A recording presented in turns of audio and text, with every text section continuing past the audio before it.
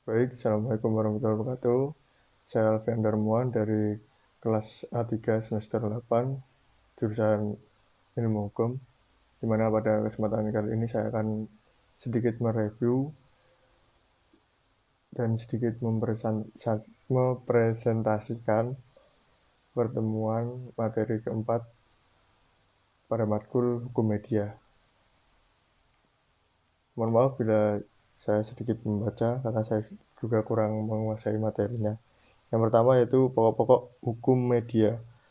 Studi mengenai hukum media di Indonesia masih relatif langka. Kajian hukum media yang telah ada pada umumnya disebut sebagai hukum pers atau pers law. Kelangkaan kajian hukum media tersebut antara lain disebabkan rendahnya kesadaran dan perlunya suatu bentuk pengaturan media yang lebih sehat dan menjamin kebebasan media. Pengaturan di bidang media massa cenderung dianggap sebagai masalah politik, bukan masalah hukum. Menurut saya ya pokok-pokok dalam hukum media memang sekarang ini cenderung lebih ke politik memang, karena UU ITE pun juga masih belum sempurna atau belum bisa dikatakan untuk menjadi solusi utama dalam masalah dalam media ini. Oke, lanjutnya ruang lingkup hukum pers. Ruang lingkup hukum pers, Umar Seno Aji menyebutkan bahwa hukum pers meliputi beberapa pengertian, di antaranya aturan-aturan mengenai publikasi, Code of Publication. Peraturan ini berhubungan dengan masalah fundamental dalam kaitannya dengan pengaturan hak asasi manusia, hak menyatakan pendapat, freedom of expression, dan kebebasan pers, freedom of pers. Berarti dalam ruang lingkup pers ini juga diatur juga freedom of speech atau kebebasan berpendapat. Namun pada nyatanya untuk beberapa tahun ini menurut saya juga kebebasan berpendapat itu belum bisa dikatakan bebas juga ya di Indonesia, karena terkadang kita juga belum tahu batasan-batasan dari UU ITE maupun UU Pers ini sendiri. Seperti kita memposting sesuatu di sosial media, ternyata itu menyinggung seseorang dan bisa dilaporkan, itu kan berarti kita belum bisa tahu UU ITE ini batasnya seperti apa bila kita melanggarnya. Jadi menurut saya ya harus dikaji lagi atau bagaimana lah, direvisi atau dibicarakan lagi lebih jelasnya. Selanjutnya menurut Abdul Muiz menyebut hukum komunikasi dengan istilah yang lebih luas, yaitu hukum yang mengatur kebebasan dan tanggung jawab dalam proses penyampaian pesan antara manusia. Hukum komunikasi tidak hanya terbatas pada hukum untuk media massa, namun juga hukum dalam komunikasi dalam pengertian yang luas. Mengenai media massa, Abdul Muiz menyebutkan bahwa media massa tidak hanya media cetak, melainkan media penyiaran TV dan cyberspace. Dari kedua pendapat ahli, dapat disimak bahwa Umar Seno Aji terlampau sempit karena hanya menekankan pada bidang pers saja, sedangkan pendapat Abdul Muiz mengenai hukum komunikasi kiranya terlalu luas cakupannya untuk dibahas. Selanjutnya, ruang lingkup pers di Amerika Serikat atau First Amendment Amerika Serikat memberikan perlindungan atas kebebasan pers secara tegas. Satu persatu pula jenis media baru itu diperoleh pengakuan sebagai bagian dari The First Amendment. Media film harus menunggu 50 tahun untuk diakui sebagai bagian dari media yang harus dilindungi kebebasannya. Tetapi TV adalah media yang paling sedikit memperoleh perlindungan dari First Amendment. Kebebasan media TV kemudian baru justru mendapatkan banyak batasan dari Federal Communication Commission (FCC), sebuah badan regulasi untuk penyiaran. Pengertian atau penafsiran pers di sini telah mengalami perkembangan jauh meliputi media elektronik, dan saat itu merambah ke media internet. Penafsiran yang progresif ini terjadi karena jasa para hakim di Amerika Serikat, tepatnya di Mahkamah Agung Amerika Serikat, yang menganut hukum Anglo-Saxon, di mana kumpulan putusan hakim jurisprudensi menjadi salah satu sumber hukum utama. Pers di Amerika Serikat pada mulanya menjadi alat propaganda dari kekuatan politik yang saling bermusuhan. Karena itu, untuk mengatasi hal itu, muncul gagasan bahwa pers harus melindungi rakyat dari tindakan pemerintah yang sewenang-wenang dan tidak lagi melindungi kepentingan kelompok. Agar pers dapat menjadikan fungsinya tetap kritis, maka pers harus bebas dari sensor pemerintah. Itulah yang kemudian mendasari lahirnya First Amendment Konstitusi Amerika Serikat. Dari ruang lingkup yang pertama atau yang ada pertama di Amerika Serikat, yaitu First Amendment, bisa disimpulkan ya bahwa di Amerika Serikat sebelumnya hanya First Media yang memperoleh atau diakui dan dilindungi kebebasannya. First Amendment ini mengatur tentang media film, di mana media film ini harus menunggu 50 tahun untuk diakui dan dilindungi kebebasannya.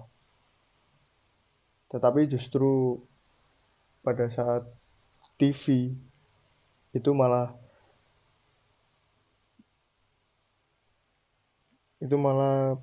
penafsiran yang progresif. Ini terjadi karena jasa para hakim. Jadi di sana kan memang menganut hukum Anglo-Saxon, di mana keputusan para hakim menjadi sumber utama. Selanjutnya yaitu batasan hukum media. Secara terminologi yang digunakan untuk menyebut hukum dalam hubungannya dalam komunikasi massa, apakah itu pers, hukum komunikasi, atau komunikasi media massa, sebenarnya tidak ada suatu batasan yang pasti. Hal ini tergantung bidang apa yang hendak menjadi kajian. Menurut saya juga sedikit belum ada hukum yang bisa menjelaskan secara rinci atau detail ya, terutama di Indonesia untuk pers ini atau media, untuk hukum media. Karena kembali lagi yang saya ucapkan di awal tadi kan, kayak undang-undang ITE kan kita juga belum jelas lah batasan-batasan dalam undang-undang ITE. Kenapa kita bisa terkena undang-undang ITE, bisa dijerat undang-undang ITE. Kita kan belum tahu batasan-batasan apa yang menyinggung tentang kebebasan atau hak orang lain. Bisa jadi undang-undang tersebut disalahgunakan atau gimana, kan kita belum tahu batasannya. Jadi menurut saya pernyataan seperti ini sih memang benar sih. Selanjutnya hukum pers dan hukum komunikasi. Istilah hukum pers merujuk kepada hukum yang mengatur tentang keberadaan pers cetak dalam segala aspeknya. Istilah hukum komunikasi berarti hukum itu mengatur tentang komunikasi, tidak hanya sekedar komunikasi. Hukum komunikasi adalah hukum yang mengatur tentang berbagai masalah yang berkaitan dengan aspek-aspek telekomunikasi atau yang berkaitan dengan penggunaan ranah publik gelombang radio, termasuk aspek teknisnya. Hukum komunikasi juga mengatur tentang masalah kepemilikan dan perizinan media. Hukum yang mengatur tentang ketentuan-ketentuan media massa sebagai alat komunikasi massa. Hukum media meliputi hukum media cetak, media penyiaran, film, hukum cyber, dan hukum pers. Ketentuan yang diatur adalah tentang masalah isi media, prosedur penggunaan media, kepemilikan media, dan sebagainya. Dalam hukum media berarti mengatur tentang hampir semuanya ya. Cuman mungkin di Indonesia belum terlalu jelas ya aturan yang hukum media harus tetapkan, terutama di tahun atau generasi milenial seperti sekarang. Bedanya hukum media dan hukum komunikasi. Antara hukum komunikasi dan hukum media terdapat kesamaan dan perbedaan. Persamaannya adalah hukum komunikasi dan hukum media sama-sama mengatur masalah penyiaran radio dan TV, mengatur kepemilikan dan perizinan. Perbedaannya, hukum komunikasi meliputi masalah teknis hanya berkaitan dengan bidang kedua, khususnya penyiaran. Sedangkan hukum penyiaran membahas aspek hukum yang berkaitan dengan media penyiaran yang meliputi radio, TV, dan film. Pers penyiaran hanya sedikit dibahas di dalam hukum penyiaran karena isinya dibahas dalam hukum pers. Oke, lanjut. Dalam hukum pers yang dimaksudkan sebagai hukum media cetak. Hukum pers yang biasanya diasumsikan sebagai hukum pers cetak sebagai hukum internet cyber law adalah hukum yang berkaitan dengan ketentuan media internet. Di beberapa negara, hukum cyber telah masuk dalam bagian hukum penyiaran. Secara sederhana, sebenarnya hukum media adalah dalam hal ini memiliki ruang lingkup yang kurang lebih sama dengan ruang lingkup UU atau Undang-Undang Pers. Sebenarnya dalam hal ini ruang lingkup Undang-Undang Pers nomor 40 tahun 1999 dan Undang-Undang Penyiaran nomor 32 tahun 2002, di mana yang pertama memiliki ruang lingkup untuk media cetak dan yang kedua untuk media penyiaran TV dan radio. Jadi di dalam materi ini dijelaskan bedanya hukum media, hukum komunikasi dan hukum pers, tentang bidang-bidangnya yang diatur dalam undang-undang juga, yaitu ada dua undang-undang, Undang-Undang Pers nomor 40 tahun 1999 dan Undang-Undang Penyiaran nomor 32 tahun 2002. Selanjutnya yaitu reformasi hukum pers di Indonesia. Reformasi hukum pers perlu dilakukan karena ada beberapa sebab yang mendasar. Alasan dan dasar pertimbangan dilakukan reformasi hukum pers atau diulang pengaturan atau hukum pers di Indonesia didasarkan pada 5 hal. Yang pertama, kemerdekaan pers merupakan salah satu wujud kedaulatan rakyat dan menjadi unsur yang sangat penting untuk menciptakan kehidupan bermasyarakat, berbangsa, bernegara yang demokratis, sehingga kemerdekaan pengeluaran pikiran dan pendapat sebagaimana tercantum dalam pasal 28 Undang-Undang Dasar 1945 harus dijamin. Untuk poin yang pertama ini seperti sekarang ya, karena banyak masyarakat juga yang sudah memiliki smartphone yang juga cepat untuk diupload ke media sosial seperti Instagram, Facebook, Twitter, dan sebagainya. Bila ada fenomena, jadi memang untuk poin pertama ini sangat harus harus dipertimbangkan lah, karena memang masyarakat kan belum tahu ya. Kita tidak bisa sembarangan juga meliput tanpa ada undang-undang yang menjamin untuk kita atau masyarakat seperti kita yang biasa seperti ini, bukan wartawan atau pers dan lainnya. Kedua, dalam kehidupan masyarakat berbangsa bernegara yang demokratis. Kemerdekaan menyatakan pikiran dan pendapat sesuai dengan hati nurani, dan hak memperoleh informasi merupakan hak asasi yang sangat hakiki yang digunakan dan diperlukan untuk menegakkan keadilan dan kebenaran, memajukan kesejahteraan umum, dan mencerdaskan kehidupan bangsa. Oke, lanjut ketiga. Pers nasional sebagai wahana komunikasi massa, penyebar informasi, dan pembentuk opini harus dapat melaksanakan asas, fungsi, hak, kewajiban, dan peranannya dengan sebaik-baiknya. Berdasarkan kemerdekaan pers yang profesional, sehingga harus mendapat jaminan dan perlindungan hukum serta bebas dalam campur tangan dan paksaan dari manapun. Keempat, karena pers nasional berperan ikut menjaga ketertiban dunia berdasarkan kemerdekaan, perdamaian abadi, dan keadilan sosial. Kelima, karena undang-undang pers lama sudah tidak sesuai dengan tuntutan perkembangan zaman. Memang benar, karena ya terlalu lama kan, sudah tahun 99 dan tahun 2002 ya tadi. Selain kelima dasar pertimbangan di atas, dalam penjelasan umum Undang-Undang Pers disebutkan 6 pokok pikiran yang dirumuskan dalam pembentukan Undang-Undang Pers.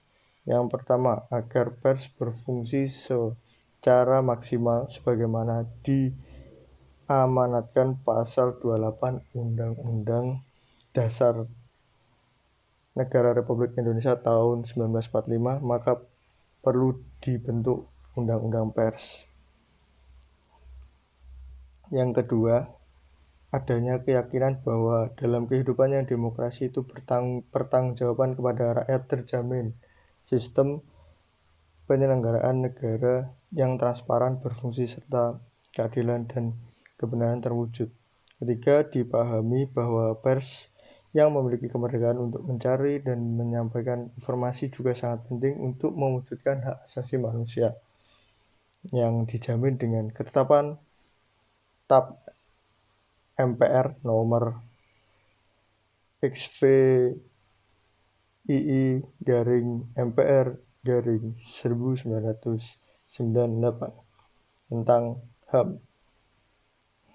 Yang keempat, diyakini bahwa pers yang juga melaksanakan kontrol sosial sangat penting pula untuk mencegah terjadinya penyalahgunaan kekuasaan, baik korupsi, kolusi, nepotisme, maupun penyelewengan dan penyimpangan lainnya. Kelima, dalam melaksanakan fungsi, hak, kewajiban, dan peranannya, pers menghormati hak asasi setiap orang. Karena itu dituntut pers yang profesional dan terbuka dikontrol oleh masyarakat.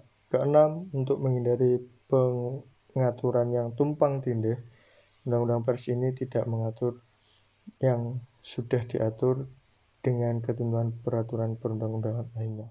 Mungkin untuk saya sebagai mahasiswa atau masyarakat umum, jadi menurut saya memang sangat penting bagi Undang-Undang Pers ini untuk terlahir kembali atau direvisi kembali agar dapat mengikuti perkembangan zaman, terutama di mana zaman sekarang kan media sosial itu sangat cepat ya, sedikit saja bisa viral berita seperti apapun. Jadi kalau ada undang-undang pers ini juga sekiranya bisa menstabilkan berita-berita yang kurang bermutu lah, bisa dikatakan seperti itu ya. Dan terima kasih sudah menyaksikan atau menonton dari video review atau presentasi saya dalam materi pertemuan keempat hukum media, untuk memenuhi tugas dari mata kuliah hukum media. Terima kasih. Wassalamualaikum warahmatullahi wabarakatuh.